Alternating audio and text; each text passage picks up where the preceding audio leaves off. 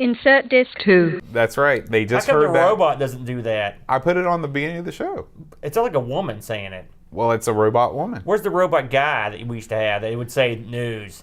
Whatever. He said more than that. Just said news. I had to fire him. What? Why? What was he doing? Compliance. Oh. He was harassing the woman robot. Oh, wow. Well, that's a thing. Yeah. So what's going on, Boat? You've got a big trip coming up. Yeah. So on tomorrow morning, I'm going to get in the car and we're going to leave. Drive directly to France. Just right across the Atlantic. Yep. We're going to drive about 7 hours it's almost exactly 7 hours to Wilmington, Delaware. This is the home of my sister. And we're going to stay with her because that night we have an interview at the Philadelphia airport for something called Global Entry. Do you know what that means? Sounds painful. So Global Entry allows you to bypass the long customs and immigration lines that you have. Now, you have not been out of the country since before 9/11, right? No, I have not. So it's a different world than it used to be. I have heard that, yeah. But with Global Entry, they basically interview you and determine that you are not actually a terrorist and going to kill a bunch of people. Right. And then once you have that card, you go to a separate, much, much shorter line, scan your card, and pass right on through. Okay. So why doesn't everybody do that? because it costs $100 and it's only good for 5 years. Is that each? Each. You really don't want to stand in line, do you? But we travel a lot, Yeah. and like I said, after a 24-hour flight to Thailand, the last thing you want to do is spend 2 hours in line at Customs and Border Patrol. Really? I can understand that. Gosh, what a pain. Yeah. How hard is the interview? I don't know, because I've never done it before. Do they ask you how much you love America? They probably do. Donald Trump conducts the interview. Really? And I think you're going to France is tremendous. yeah, you're winning. You're winning. You're winning. Yeah, it'll be interesting to see how that all goes down. And I'm hopeful that it will be like we'll get our cards that night and we'll be able to, but chances are we probably won't be able to use it on this trip. But there's not a place in West Virginia that does the Global Entry interviews. We either have to do it. I know, it's crazy to me that they don't have those. They don't have one at our international airport? Yeah. Boy, I can't even believe that's an international airport. Our airport has those planes that you have to crank. That's how old it is. It's literally, it's our biggest airport's on the top of a mountain. You just fall off. It's hilarious because you can directly park not 10 feet away from the front, and that's a legitimate parking place. You can park in and just walk right on in. When I was a little kid, they did have planes. I was going to say, you could probably just park on the runway. Yeah. But you could, well, I mean, have you ever been at the airport where you actually get to walk around the runway? No. I have. I got out of an airplane from St. Louis and walked across the tarmac to another plane. You know what? I've done that one time. And when I flew into Perpignan in France, it was a weird sensation to do that. Yeah. But when I was a kid, the old man would take me up to Yeager Airport, which is our biggest airport. I think it's the biggest airport in the state, I'd say, wouldn't you? Yeah. And which it ain't big at all, is it? And it'd let me go into the facility and just watch the airplanes. And it was I was like, look at that. Yeah. That's awesome.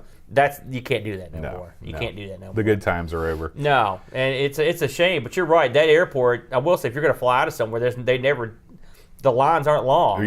Right. It's a great airport to fly out of because you don't fly anywhere. Well, what you do is you make that your starting location, and then when you go to Atlanta, because that's always the hub, you can bypass because you've already gone through customs. Why aren't you doing that? Because it's a lot cheaper to fly directly from JFK. Oh, well, yeah. We paid as much for our flight from JFK to Paris as a flight from Charleston to JFK would be. Really? So once you mix in the drive up and back and the $200 you got to spend, you're still going to come out ahead? Yeah, well, the $200 is, like I said, that's for 5 years. That's the... Right. But we're also going up there to see my sister and her baby. And it's only a 2-hour drive from Philadelphia to New York. And then we'll park the car at JFK. I mean, at the end of the day, would it be... If we weren't staying with my sister and we had to stay in a hotel, it would be a lot easier just to fly from Charleston. Yeah. But, it wouldn't be much more convenient just to hop on a train and go to other countries. Yeah. We don't get that over here. No. It'd be awesome. But anyway, so the next day we're going to fly from JFK to France, to Paris, and my wife's friend and her husband are going to pick us up and take us to their home, which is about an hour outside the city. We're going to go to Mont Saint-Michel. You know what that is? 80s hair band. You're close. It's an ancient it's a Chinese secret. It's an ancient monastery that they built out of rock. There was this island that had this huge rock, and they carved the monastery out of rock. And it's massive. You used to have to wait until low tide and walk across the ocean to get there, but now they've built a bridge. So we're going to go there. Of course, we're going to see all of the Paris sites, the Eiffel Tower and the Arc de Triomphe and stuff like that. Man, listen, Graham is over. Where is he, in South Africa or something right now? Yep. Robbie's over in Scotland. You're going to France. Where's Big A going? I'm going to go nowhere. You know where I went with the Logan last week? That was no good. To see the Coal Miners Memorial. When do I want to go? I want to go to more countries. I need to get on that. I'm telling you, man. You can come with me on the Amigos Goodwill Tour. Oh, man. I don't know. It's hard for me to get away. You just tell Teresa, just look after the kid for a couple days. I'll be back. That's not going to happen. I can't be staying. Tell her you're going out for cigarettes and just don't come back. I don't smoke. I'm not buying it. I can't stand it. That's the difference. You're smart to go. You're traveling now before you have any kids because you can get away with it. With a kid, I just would feel bad. I can't do it. I understand. I understand. Same reason I go to Corgs. It's like I don't want to miss the kid's ball game. Right. That's the way I am. Yeah. I'm the doting, devoted dad. You are. You're the most devoted dad I know, and I say that in all seriousness. Come on, how many do you know? How many dads do I know? Yeah. Almost everybody I know is a dad. Intimately, no. I don't know. That's a strange question. Creepy. How many dads are you intimate with right now, Boat? So now school is out. You can reflect on your year as a school teacher. How'd it go? Did you teach them anything? I tell you what, I left the school today for the last time, super excited to go back. If we went back next week, I'd be happy. I don't believe you. Because you've been so happy that school was out. You've been walking around telling me about it. I've been, and part of it is you get this week by yourself at the school where you sort of forget what it's like with the kids. Because school without the kids is great. Because then you're just making all your lesson plans and you're getting everything ready and everything's organized and everything's going to happen exactly as I write it. But then when the kids come in, that's not the case. But I'm super pumped for next year. I'm going to start this thing called National Board Certification, where I'll have to videotape a bunch of lessons and send things into a panel and go for oral reviews and stuff like that. But at the end of it, I'll be able to teach anywhere in the United States. I won't have to take any additional certifications. So since you're a music teacher, you could really ham and egg these lessons. For example, one lesson a whole day, spit valve. How to use them, where to use them, like how to clean them.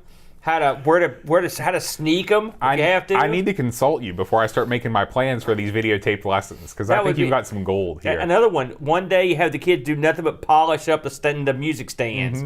Sometimes I teach my trombones how to put the trombone on your head and it's like a little cap. Yeah. You break those things, though, you're in for it. Those things cost a fortune. They are. Now, these instruments are all like belong to the band you're in, right? The ones you got? No.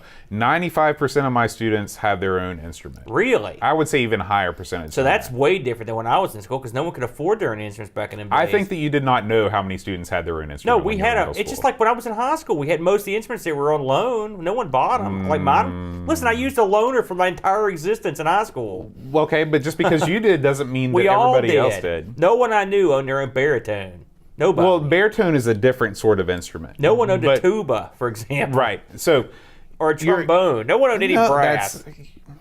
I bet you not a single guy owned a trombone that was in my band. I bet they were all on loan. And no one owned tubas. People owned trumpets. I'll give you that one. And flutes and stuff. No, that's not even really instruments. I'm talking about the low brass. In the low brass, it's a different story because those instruments are big and they're expensive. And most of the time, you get put on low brass because you're no good at another instrument and they just don't care and they give you the worst thing in the closet. That's true. They're all dented. They're like my car. They're like beat down. But, I mean, when you consider how many people you got in the low brass versus how many clarinet players, there's 1 billion clarinet players. So it works out, the percentage works out that most of the students in the band their instrument is either rented through KERS or they own their own instrument. But anyway, my kids are, aside, like KERS does a rent-to-own thing. You pay $35 a month, and you're paying it off as you go. Most of the students do that. But for big things like Barry sax, it's an $8,000 instrument. No kid's going to buy that. And so I've got a couple Barry saxes. We've got an instrument in the band room. It's a contrabass clarinet. Selmer Paris, made in Paris. That instrument, when it was new, cost $30,000. What's it do? Play by itself? Well, it doesn't get out of the case too often because I'm afraid it's going to get broken. Why do you have that? It came with the band room. It came with the job. So who bought it? Nobody knows. Nobody knows how it appeared or where it appeared. But let me get this straight. You control the band room. I would sell it. I would eBay it and take the money. They would never know. I mean, it's know. possible they would never know. It's slightly dishonest. Yeah, it's slightly dishonest. But $30,000 for a freaking clarinet, that's an abomination. It's unreal how much stuff costs. And no one really likes the way a clarinet sounds. That's the thing. Bass clarinet sounds kind of cool because it's real low. People want brass. It's all about the brass. No treble. That's that song. I see what I did there. I did. I love it. What is your greatest memory of being in band? Last day, heading out of that room. I'm done.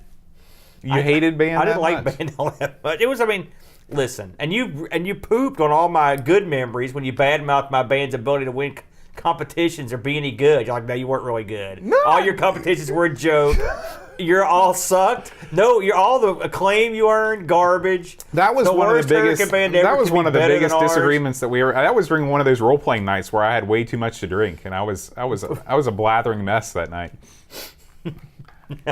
You have to be more specific. What are you drinking out of? Good God! You don't like this thing? That thing's huge. I brought this back from school. This normally stays at school in my file cabinet. And I fill it up. Water the horses with I fill it up with water every day. I usually drink a whole. What's thing. in it now? Vodka? I wish. No, yeah. Just high quality H2O. No, I don't miss the band all that much. It was okay. What about all your memories with Hose hanging out? I see Hose. I watched me and Hose come over and watch UFC a couple weeks ago. He hasn't grown a lick since then. He's the same exact height. His width has went out, but his height has remained unbelievably the same. Speaking of role playing, I want to get into this a little bit. D&D, God, I love it. It's evident by the fact that you never play it. It's a sad thing, and I told you that one of the ideas I had for a video show, was reviewing old modules, D&D modules, because I love them. They're a lot of the old ones are so much fun. But I was wondering, I want to get you, because you work with a bunch of kids. You work with them, you're the teacher. Do you ever see kids? Do you think role playing, pen and paper role playing is still around? That's a great question. Because I know they've got new versions. Like I put $1 on the new rule book they were selling on an auction site I was at. I didn't win. I didn't even want it, but I thought, for a couple $bucks I'll get it. But so they're making new stuff. So clearly someone's buying it. But are they kids or are adults buying all this stuff? I've never asked my students, which is odd because I ask them about everything. I've never asked them, have you ever played, a role-playing game, like a pen and paper role-playing game? My guess is that they probably don't. And I think the reason why is because a lot of my students just don't really have a lot of face-to-face interaction with their friends outside of school. Everybody's scared to let their kids go out of their house these days. You've got helicopter parents akimbo. And unless you have set up play dates, where you bring your kids over to different places, they don't get out too much. Especially, my kids live in a more rural area. A lot of them don't live in neighborhoods. It's not like Hurricane. We're not exactly in an urban area, but they're still neighborhoods. But I think my students have grown up with the de facto being, I see my friends online. I don't have to leave my house to see my friends. And of course, you're teaching 6th through 8th. So they're a little young. Yeah, they're not driving. Now, let's say I was playing D&D in 6th grade and played it at school in 8th grade every day. So that was the wheelhouse right there. It's the reason I asked. But it's funny you should mention it because my neighbor's the one that turned me on to D&D. I saw his stuff and I was like on the bus one time. I was like, "What's that?" And he got me into it. It makes me wonder though if that's something that will go away. And you talked about your kids not actually seeing each other after school. The ramifications of that are probably not good. No. And certainly not healthy. It's hilarious though because my students will write to me. I make them write papers after a performance, just talking about what they did before and after and during. And they say, "Well, I FaceTimed with my friend, but all we did was play different video games." So they'll set up the phone right there, and they'll be playing, and they'll look up at each other every once in a while, and that's sort of what passes for like in-person social interaction. I'll tell you how. Listen, I'm not gonna say all these dumb young idiots. When we first started this show, and before that, I had talked because my brother would get on and watch these guys play video games. I'd be like, "What are you doing? You're watching some other guy who's sitting around playing these games. You're an idiot. Just play the game." He's like, "Oh no, you don't get it." And lo and behold, flash forward a couple years, here's my goofy butt doing Amigos plays, same exact thing, and more recently streaming it live. And I mean, I'm not getting it's not hordes of people showing up, but people are showing up. People are going back and watching it. And I thought to myself, you're there. I mean, now I sort of get it now because I watch other people play games a little bit now too, on occasion. But it's definitely generational because my kid does it all the time. Mm-hmm. He watches kids play games all the time. Yeah. So I don't know how I think about that. And I don't know what it means. One thing that I think has grown since, one thing that's different from my middle school experience versus the students that I have now, I think a lot more students read. I think because of things like Harry Potter, the whole fantasy novel genre has exploded. There's a billion different series, and I see kids reading when I was in middle school, I never saw anybody read. I'd go to the library and I'd read, but I was on the outside. Tons of my students bring these huge novels like the Percy Jackson series and stuff like that. So I think that's a positive. If we're talking about negatives, I think that's a positive. But I'll have to ask when school gets back in. I'll ask them if any of them ever get together Informal and play. poll time. It's funny. I was just thinking when I was in middle school, that's where I did the majority of my reading. That's where I read all the J.R.R. Tolkien stuff and all the all the D&D books and all the junk, and then of course and then in the high school I towards the end there the Anne Rice stuff, and when I started at Lexmark I listened to a lot of books on cassette. But I think you're right because I know my kid reads a lot, and he loves he's still young, but he tears through stuff at a pretty good clip. So I guess maybe that's a thing that has sprung. But we live in a world now where I worry about social interaction. That's the thing. You work with a lot of these kids. Would you consider their interactions pretty much this unchanged from when you were in school? Absolutely unchanged. It's the same. I listen to them talk, and it sounds like me talking when I was their age. So I don't think we need to worry about our kids not growing up with the same amount of social skills. I think that they're growing up with a different set of expectations for what they do after school. And a lot of them are just involved in a billion different sports teams and activities where they get socialization too. So I don't think you have to worry. When I was in middle school, and I may have mentioned this in the past, but we had a free period at the end of the day that was you could almost like clubs, right? And they gave you a big list of clubs, and some people were in like one year I played in the chess club, which I found out that I couldn't play chess that well because I get too nervous. But they had a D&D club, and we would get together at the last period of class, and we would play Dungeons and Dragons in school, school-sponsored D&D, and it was great.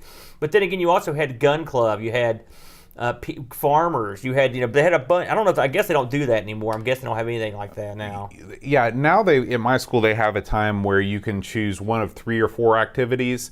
You can go out to the gym, you can go to the library, you can go to the band room. But the clubs, we do have clubs, but they only meet once every 2 months. Yeah. So it's not. I think that they've kind of cracked down on how instructional time must be spent. Well, it is a waste of time. Yeah. Let's be honest with you.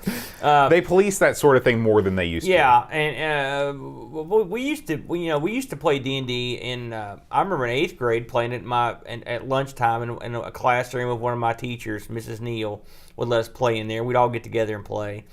And some days it'd be 3 of us, and some days we'd have 10 people or people watching. Sometimes it would draw a crowd. And I just wonder. I wonder if pen and paper role playing games are going to be one of those things that just slowly go away. I don't think so. I think that people may just get into them later in life. Yeah, I mean, it's sort of like board games. I have a feeling it's going to be more of like a niche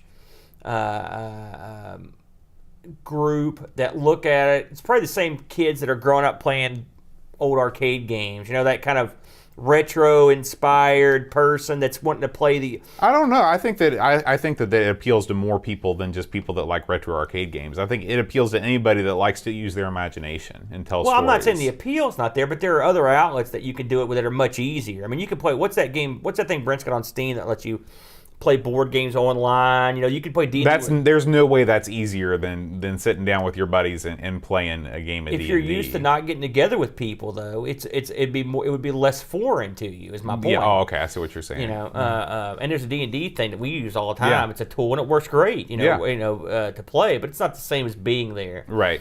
But I think that they'll always, and like I said, I've never asked my students about it. Maybe next year I'll walk in and half the kids play, and I just never knew. Because it's not like it's something that comes up in casual band conversation. But yeah, I think that people are always looking for, with video games, and this goes back to the 80s. With video games, you've got the story that the game tells you have to follow, and that's fine.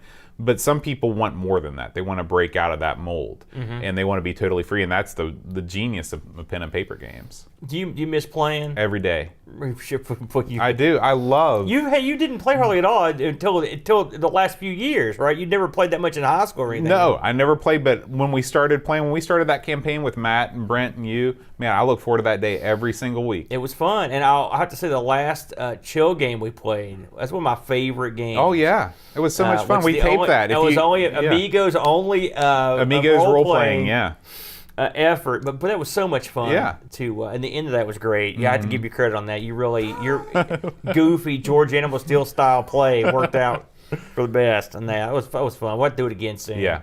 We'll see what we can do. Summer's here. Once you get back from France, we can probably get into some trouble. Oh yeah. I have nothing. My schedule's completely open the rest of the summer. Beautiful. All right, guys, we're going to go ahead and close it out here. Thank you so much for all of you guys that are still hanging out with us in the chat. And we will see you next week for a whole new slate of shows. Until then, adios.